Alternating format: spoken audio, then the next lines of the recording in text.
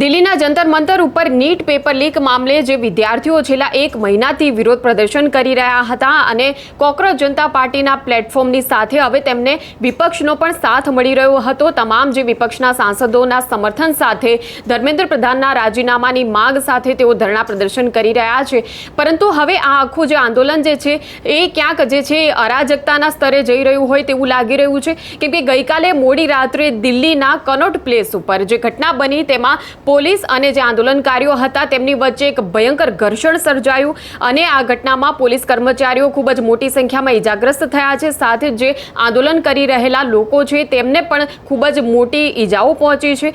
ત્યારે આ અફરાતફરી અને અરાજકતાની ઘટનાઓ શું બની અને શા માટે આ પ્રકારના દ્રશ્યો સામે આવ્યા, આ બધાને લઈને અભિજીત દીપકેએ શું કહ્યું છે, બધું જાણીશું આ વિડીયોમાં। નમસ્કાર, નિર્ભય ન્યૂઝમાં આપની સાથે હું મયુરી। વિશ્વની સૌથી વધુ યુવાનોની સંખ્યા ધરાવતો આપણો દેશ અને આપણા દેશના યુવા શક્તિ જે છે એ જંતર મંતર ઉપર પોતાના હક માટે આંદોલન પર ધરણા પર બેઠા છે, પરંતુ આ જે આંદોલન જે છે એ આંદોલન એ ક્યાંક સફળતા તરફ જઈ રહ્યું હોય તેવું લાગી રહ્યું હતું, કેમ કે કોંગ્રેસની સક્રિયતા અને સાથે જ તમામ વિપક્ષના સાંસદોની જે સક્રિયતા, તેમનું જે સમર્થન આ વિદ્યાર્થીઓને તેમના મુદ્દા પર મળ્યું તેને લઈને ક્યાંક એવું લાગતું હતું કે ક્યાંક સરકાર બેકફૂટ પર છે, પરંતુ આ બધાની વચ્ચે એક એવી ઘટના બની જાય છે કે જે આંદોલનને નબળું પાડવાનો પ્રયાસ હોય તેવું ચોક્કસપણે કહી શકાય। કનોટ પ્લેસ ઉપર એવા દ્રશ્યો સામે આવ્યા કે જ્યાં વિદ્યાર્થીઓ જે છે એ તેમની હાજરી હતી, પરંતુ કેટલાક અસામાજિક તત્વો જે હતા એ પોલીસ પર પથ્થરમારો કરતા જોવા મળ્યા। ખૂબ જ મોટી સંખ્યામાં જાપ્તામાં જે પોલીસ કર્મચારીઓ ત્યાં તૈનાત હતા તેમના પર પથ્થરો ફેંકવામાં આવ્યા છે, સાથે જ રેપિડ એક્શન ફોર્સની જે ટીમ હતી તેમના પર પણ પથ્થરમારો કરવામાં આવ્યો અને અમુક આંદોલનકારીઓ જે સીજેપીના સમર્થકો હતા કે કેમ તે એક મોટો સવાલ છે, કેમ કે અસામાજિક તત્વો મોટી સંખ્યામાં યુવાનો હતા કે જેમના હાથમાં લાકડીઓ હતી, જેમના હાથમાં પથ્થરો હતા અને સતત તેઓ પથ્થરો જે છે તે વરસાવી રહ્યા હતા। ત્યારે પોલીસે પણ જવાબી કાર્યવાહી કરી હતી અને આ સામસામે જે હિંસક અથડામણ થઈ તેમાં મોટી સંખ્યામાં બંને પક્ષે ઈજાઓ થઈ છે। પોલીસ કર્મચારીઓ પણ ઈજાગ્રસ્ત થયા છે અને જે આંદોલનકારીઓ હતા તે પણ ઈજાગ્રસ્ત થયા છે। હવે આ સમગ્ર વાતના જે દ્રશ્યો જે છે આ ઘટનાના એ દ્રશ્યો પર નજર કરીએ અને પછી જાણીએ કે અભિજીત દીપકે આ સમગ્ર વાતને લઈને શું મોટું નિવેદન આપ્યું છે।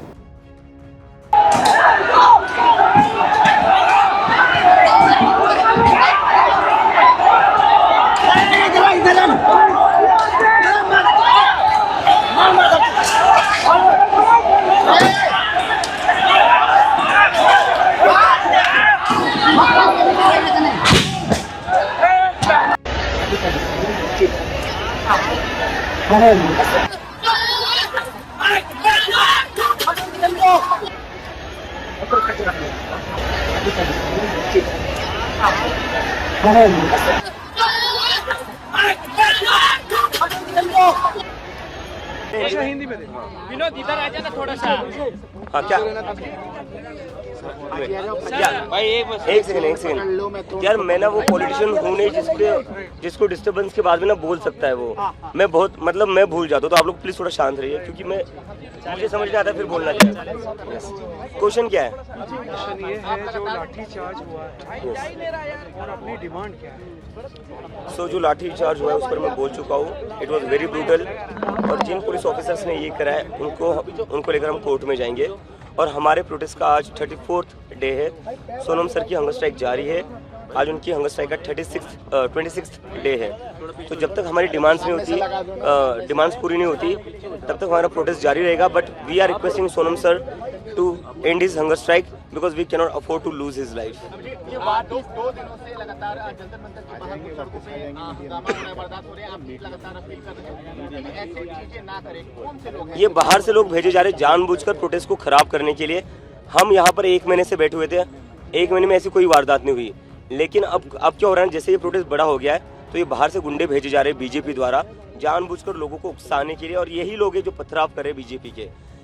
पुलिस यहाँ पर पत्थरों के ट्रक लाकर रखती है, बीजेपी के गुंडे आते हैं, वो पत्थरबाजी करते हैं और फिर कॉकरोच जनता पार्टी के लोगों को बदनाम करते हैं।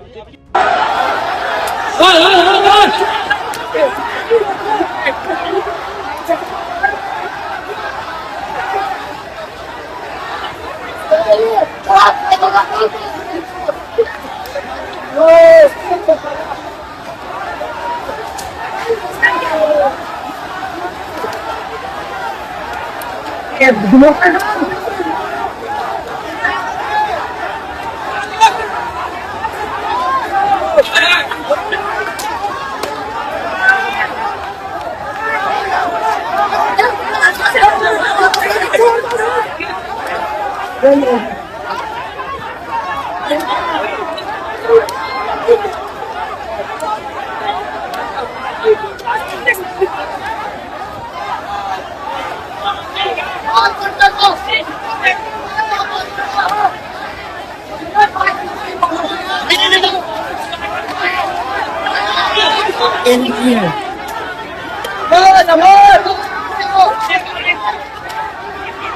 Jantar Mantar guys. So basically अभी पुलिस तैनात है, बीएसएफ वाले तैनात हैं, बट इन्होंने यहाँ पर एक कार ला के खड़ी करी है। ये RW रेजिडेंशियल वेलफेयर एसोसिएशन की किसी की कार है ये, और पहले से ला के ऐसे खड़ी कर दी है ताकि न्यूज़ों में डाल सकें कि ये बच्चों ने तोड़ी गई है, बच्चों के द्वारा तोड़ी गई है, और जिस तरीके से इसको तोड़ा गया है, इसके ऊपर से चिपकाया गया है, एंड देन सुबह वो न्यूज़ में फैल जाए कि बच्चों ने इस तरीके से रात को ये हाल किया था।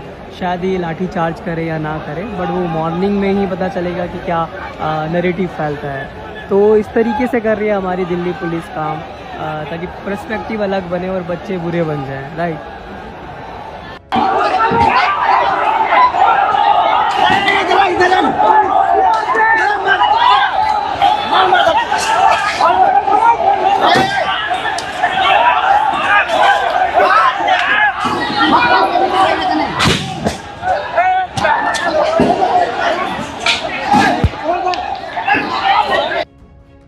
તો જે રીતે તમે જોયું કે અભિજીત દીપકેએ સીધા આક્ષેપો જે છે એ ભારતીય જનતા પાર્ટી પર કર્યા છે અને કહ્યું છે કે આ જે લોકો હતા કે જેમણે આ પ્રકારે હિંસા ફેલાવી છે એ અમારા પ્રદર્શનના લોકો ન હતા। અમારા જે લોકો ધરણા કરી રહ્યા છે એ તો જંતર મંતર ઉપર ધરણા કરી રહ્યા છે, અને આ ઘટના જે છે એ બીજા વિસ્તારમાં બની છે, કનોટ પ્લેસમાં બની છે। અને સાથે જ તેમણે એવું પણ કહ્યું છે કે ભારતીય જનતા પાર્ટી દ્વારા ક્યાંક અસામાજિક તત્વોને મોકલીને અમારા આંદોલનને નબળું પાડવાનો પ્રયાસ કરવામાં આવ્યો છે। હવે આ બધાની વચ્ચે સોનમ વાંગચુક કે જે મેદાંતા હોસ્પિટલમાં હાલ સારવાર હેઠળ છે, તેઓ શું કહી રહ્યા છે તે પણ જોઈ લઈએ।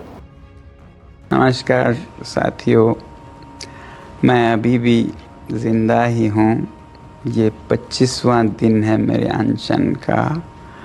25वें दिन तक लगभग मेरा 11 किलो वज़न कम हुआ है, और काफ़ी मांसपेशियाँ कम होने लगी हैं, मगर ठीक ही हूँ। कल मैं रात को यहाँ गुड़गांव के एक निजी अस्पताल में लाया गया हूँ सफदरजंग से, और मैं दाद देना चाहता हूँ उन सभी छात्रों को जिन्होंने इतने शांतिपूर्ण तरीके से खुद पर लाठियाँ खाते हुए वापस कोई हमला ना करते हुए, हालांकि बहुत उकसाने पर भी और कुछ तत्वों को पत्थर फेंकने के लिए लाए जाने पर भी आपने सब्र से काम लिया। मैं बहुत ही मेरा दिल पिघल गया इससे, और क्योंकि उन पर बहुत ही बर्बरता से हमले हो रहे थे, इसलिए मैंने अपना अनशन जारी रखने का फ़ैसला किया था। अब भी मेरे पास बहुत से नेतागण आए अनशन तोड़ने की अपील के साथ, जिसमें शासक दल के मंत्री भी आए और सांसद लगभग 65 के हस्ताक्षर और यहाँ आकर अपील कर रहे हैं कि मैं अनशन तोड़ूं और वापस देश सेवा में लग जाऊं। मैं खुद भी ऐसा ही करना चाहता हूं। मेरे लिए मेरा काम बहुत ज़रूरी है, मगर मैं सरकार से विनती करता हूँ कि वो और ऐसे ताकत बल का प्रयोग न करें बच्चों पर, और दूसरी बात, उन पर आरोप और FIR जिससे कि उन्हें सताया जा सके जेल या पुलिस द्वारा, ये न करने की मुझे आश्वासन चाहिए। और वो आश्वासन अगर जल्द मिल जाए तो मैं आप सबके और जो नेतागण यहाँ पर आए उनकी बातों का इज्जत करते हुए अनशन आज ही तोड़ूंगा। मगर अगर ऐसा कोई आश्वासन नहीं आए तो बदकिस्मती से मुझे ये अनशन जारी रखना पड़ेगा। जय हिंद।